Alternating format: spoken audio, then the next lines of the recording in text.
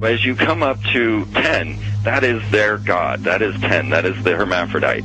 But if you stop at 9 and you skip to 11, skipping god, then you are a Luciferian. Because 11 is the number of the magician. It's the one step above. Once you have accomplished the tree of life, you are now the magician. You are one above 10. But they're doing it by skipping god. That's the symbolism of 9/11.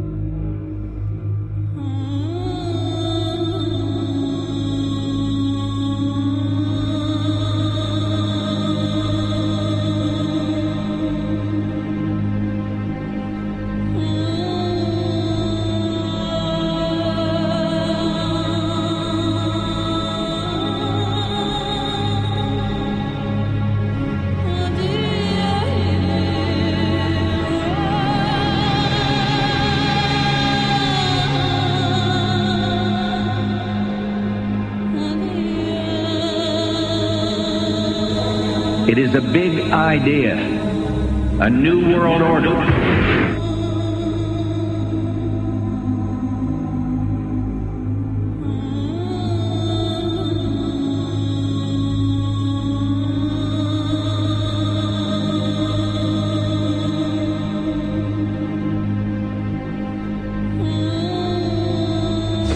We're on assignment. We were supposed to kill 2 birds with 1 stone.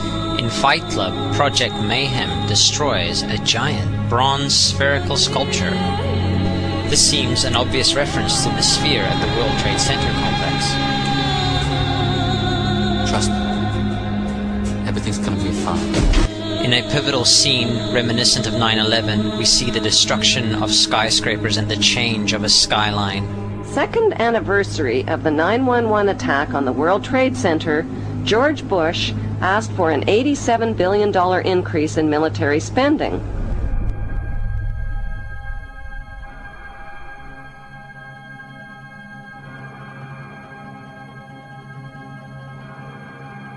In 1904, Crowley would receive the Book of the Law soon after meditating in the King's Chamber of the Great Pyramid. He claimed he had been contacted by a being called Aiwass. Crowley would also use this symbol in his work.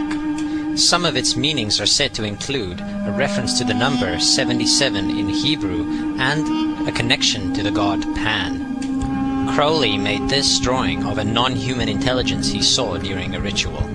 Synchronous 23 has made the connection between Aiwass and the Wizard of Oz, and has further pointed out the similarities between Crowley's grey alien-like drawing and the depiction of the projection of the Wizard of Oz in the film version.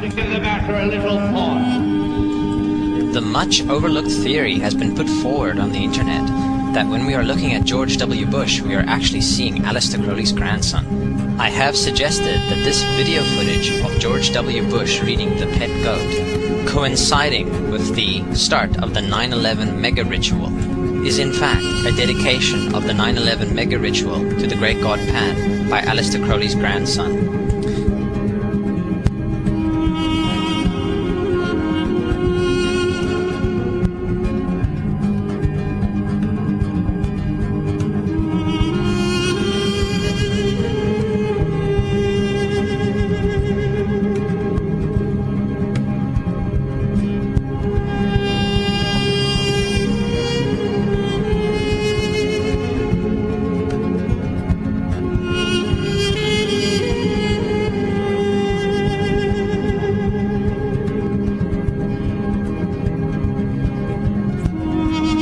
Things get a little weird. This is the 1978 version of The Wizard of Oz, The Wiz. Again we see the Emerald City connected to New York. On arriving at the end of the Yellow Brick Road, Dorothy and her companions go through the circular portal. Through the door we see 3 pyramids. Behind the pyramid shape, in between the pyramid pillars of the World Trade Center, we see the sphere, the representation of the Kaaba.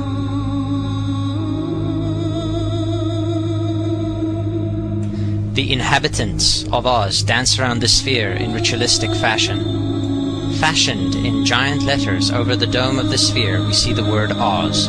Oz, symbols of Pan and Aiwass, seen smack at the heart where the new Aeon was ushered in, and and where the Stargate was opened.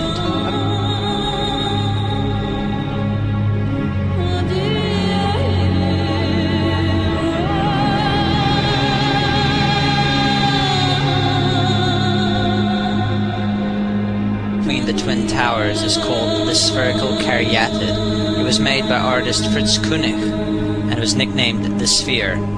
We see that Koenig made this thing in Bavaria, the same place where the Illuminati was founded. The most interesting fact about the placement of the Sphere at the World Trade Center Plaza has to be that architect and designer of the World Trade Center, Minoru Yamasaki, intended the plaza itself to be a representation of the Grand Mosque of Mecca, the Sphere in particular taking the place of the Kaaba.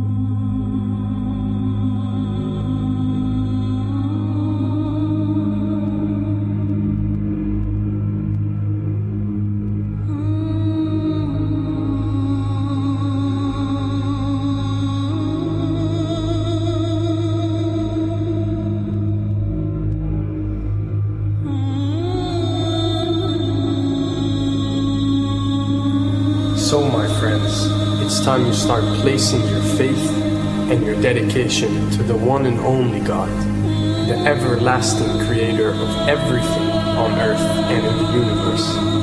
He is greater than anything our minds can comprehend. Do you know how many times Muslims are required to circle the Kaaba when they visit it? 7 times, each counterclockwise. Would you like to know why? You see, what binds us as humans to this life and to this dimension and to this earth is the limits of time and space. We are bound to this dimension and this reality through time and space. Hence, if one wants to leave this dimension or leave this reality, he needs to break away from time and space. So when you visit the Kaaba and you rotate counterclockwise, what is this practice actually doing? It is literally helping you elevate your soul and elevating yourself to break away from time and space so you can touch something so unique and so beautiful and so powerful that it changes your life forever. And if you don't believe me, ask anyone who has visited the Kaaba how he or she felt or how their lives have changed ever since.